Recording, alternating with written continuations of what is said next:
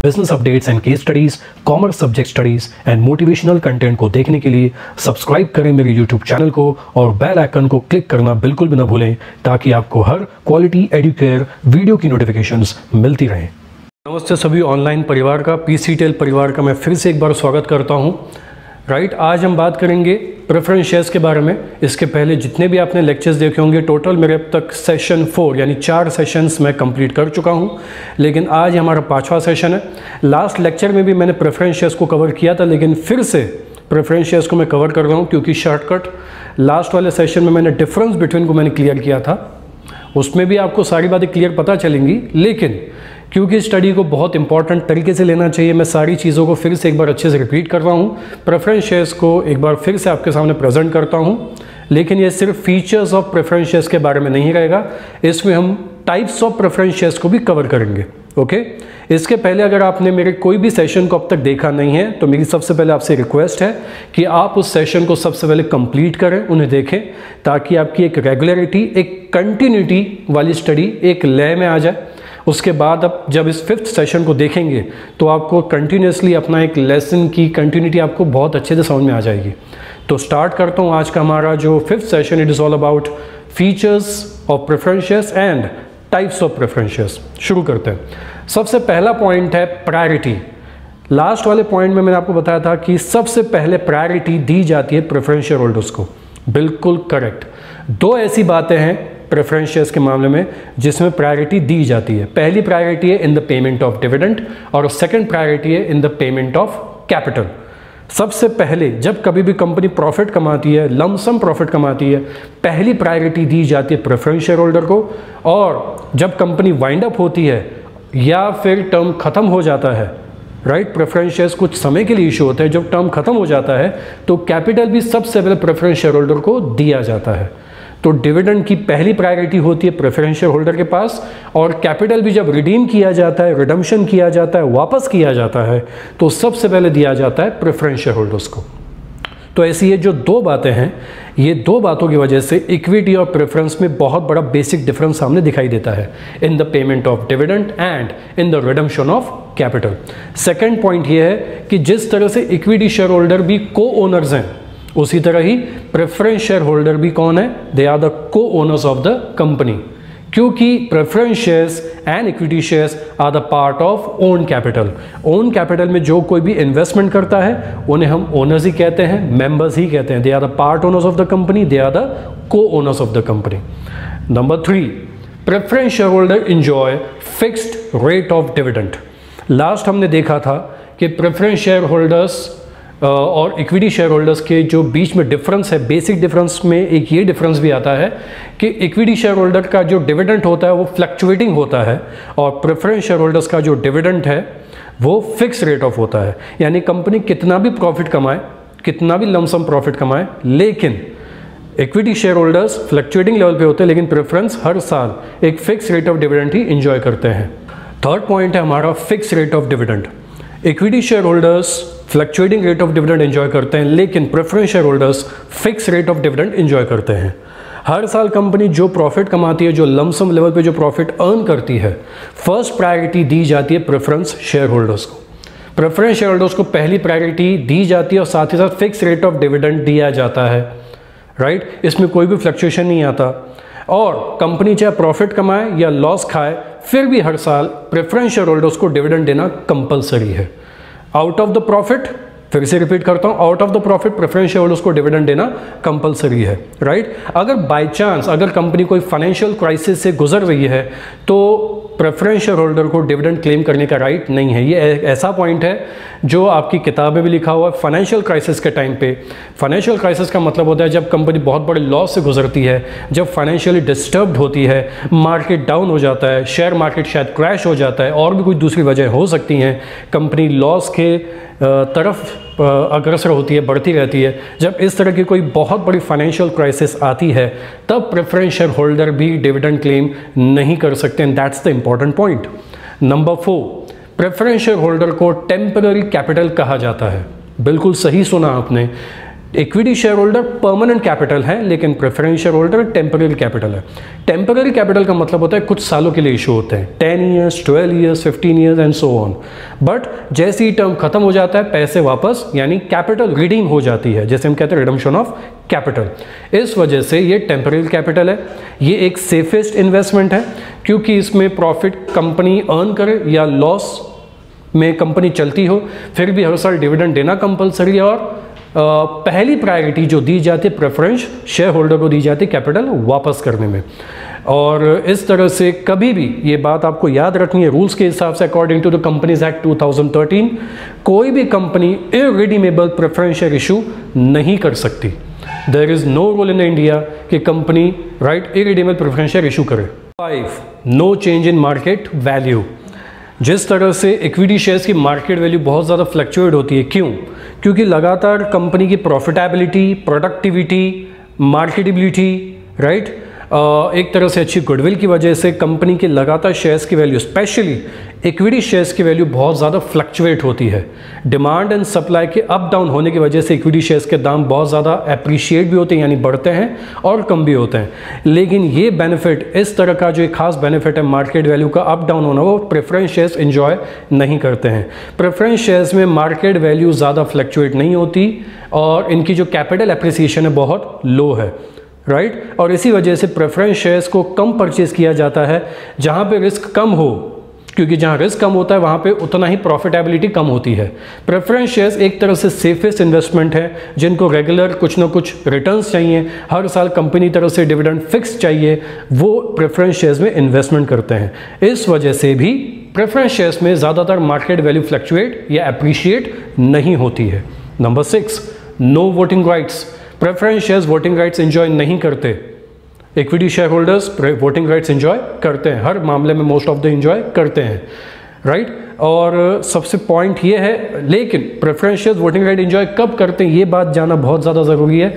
अगर उनके किसी भी राइट को अफेक्ट होता है, मान लीजिए कि उनको डिविडेंड देना है, लेकिन ये साल कंपनी डिविडेंड देना नहीं चाहती है, लेकिन बगैर प्रेफरेंस शेयर होल्डर की परमिशन के वो ये डिसीजन नहीं ले सकते, क्योंकि ये डिसीजन उनके राइट को अफेक्ट करेगा, इसलिए प्रेफरेंस शेयर होल्डर से इस मामले को लेकर डिसीजन या वोटिंग राइट ली जा सकती है।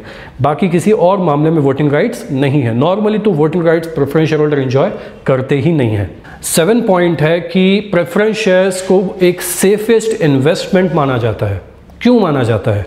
क्योंकि हर साल डिविडेंड देना कंपलसरी है, और ये प्रेफरेंस शेयर्स एक तरह से वरदान की तरह साबित होते हैं, बून की तरह साबित होते हैं।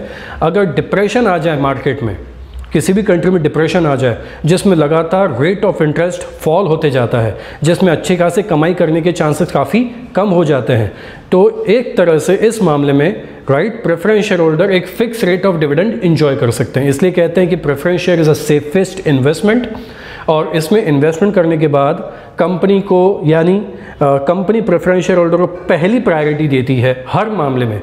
तो इस वजह से प्रेफरेंस शेयर को एक सेफेस्ट इन्वेस्टमेंट कहा जाता है। इसमें फ्लक्चुएशन की गुंजाइश, लॉस की गुंजाइश बिल्कुल कम होती है, ना के बराबर होती है, और कंपनी के ऊपर ये एक रिस्पॉन्सिबिलिटी आती है कि सबसे पहले कैपिटल अगर रिडीम करना है तो प्रेफरेंस शेयर होल्डर को ही किया जाए। अगर लॉस में भी तो fix rate of dividend enjoy करते हैं।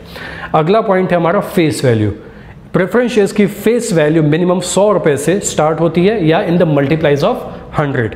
इक्विटी शेयर होल्डर सस्ते होते हैं, उनकी वैल्यू 1 रुपये से स्टार्ट हुई थी, लेकिन प्रेफरेंस शेयर्स की वैल्यू 100 एंड मल्टीप्लाइज ऑफ 100 में स्टार्ट होती है। नंबर 9, इक्विटी शेयर होल्डर जिस तरह से एंजॉय करते हैं bonus shares and right issue, preference shares bonus shares and right issue enjoy नहीं करते हैं। अगर आप जानना चाहते हैं कि बोनस इशू और राइट इशू क्या है, तो आपको इसके पहले वाली चौथे सेशन की वीडियो देखनी पड़ेगी, जिसमें मैंने बोनस इशू, राइट इशू की डिटेल मैंने आपको बताई है। एंड लास्ट है nature of investor. The 10 point is nature of investor. जिसको रेगुलर डिविडेंड चाहिए, सेफेस्ट इन्वेस्टमेंट चाहिए, हर एक पर्टिकुलर इंटरवल के बाद उनको लगातार रिटर्न्स मिलते रहने चाहिए, जो बहुत ही सेफ गेम खेलना पसंद करते हैं, जिनको रिस्क उठाना बिल्कुल भी पसंद नहीं है, यानी एक safe type of investor he preference share holder में इन्वेस्टमेंट कर सकते हैं।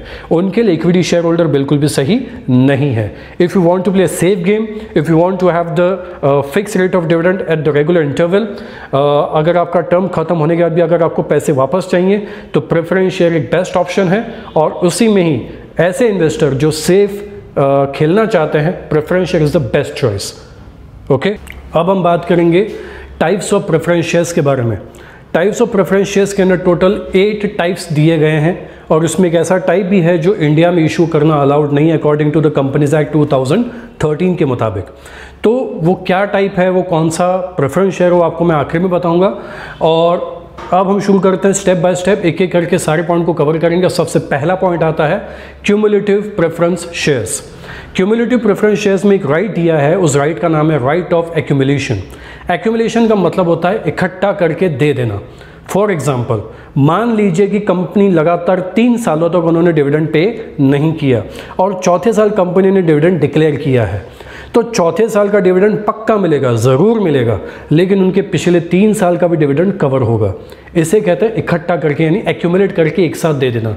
यानी कंपनी को डिविडेंड देर से मिलेगा लेकिन मिलेगा ज़रूर, राइट। इसलिए इसे नाम किया गया है cumulative preference shares, in which the preference share holder enjoy the right of accumulation.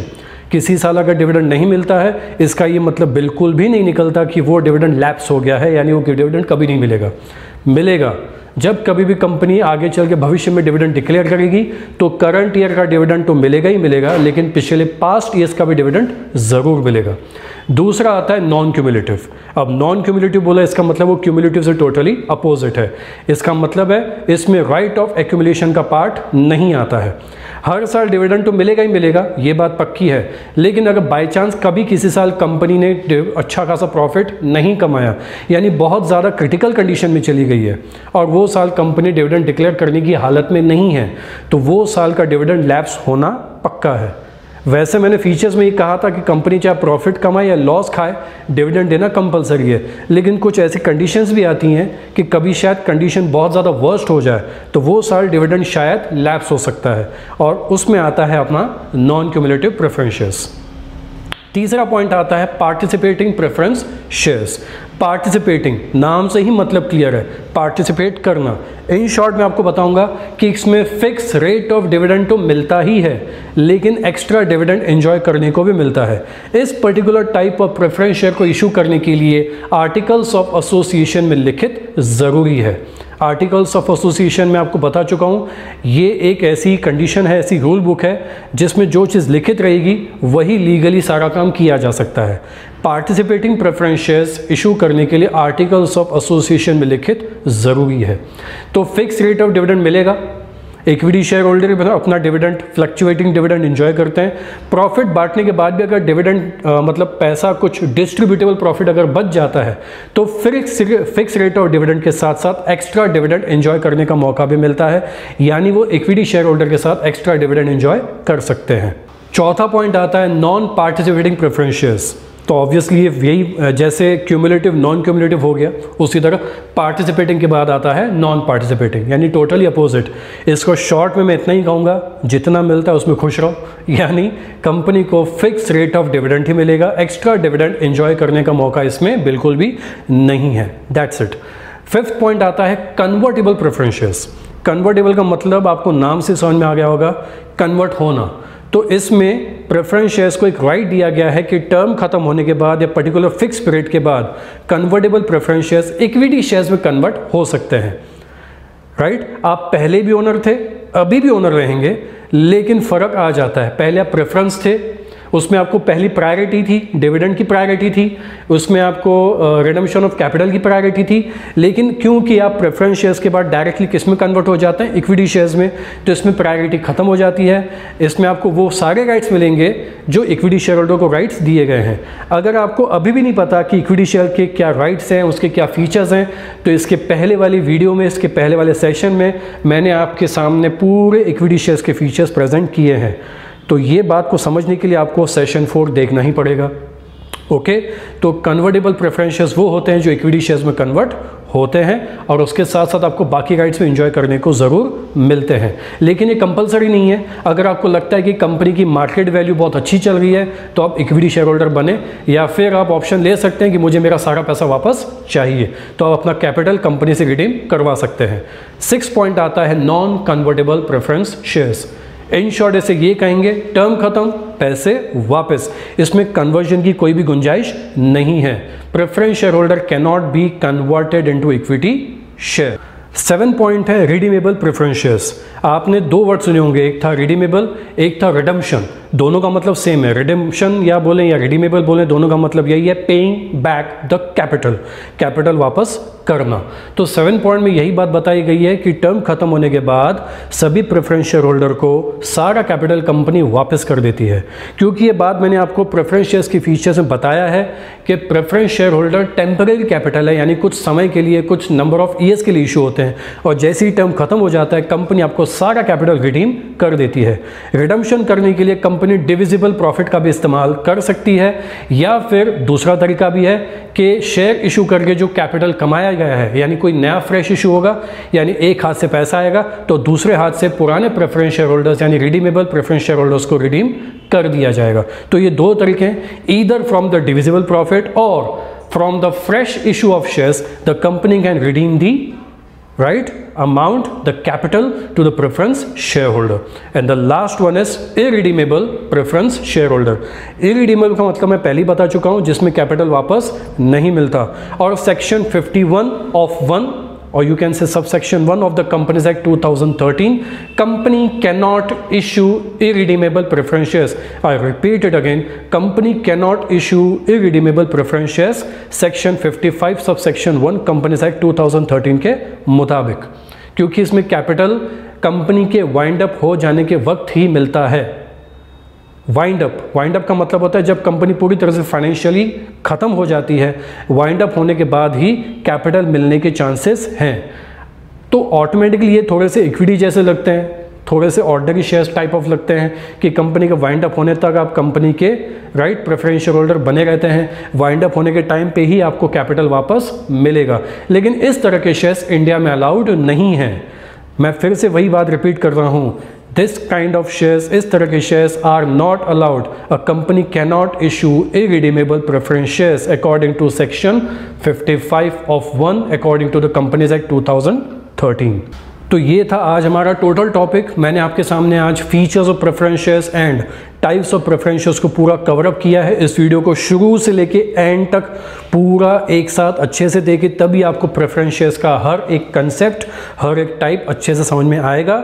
और ये मेरी आप लोगों से रिक्वेस्ट है कि इस वीडियो को ज़्यादा से ज़्यादा शेयर करें अपने सभी 12 कॉमर्स के बच्चों के साथ, स्टूडेंट के साथ, अपने कॉलीग्स के साथ, सबके साथ शेयर करें ताकि उनको भी ये नॉलेज मिले, राइट।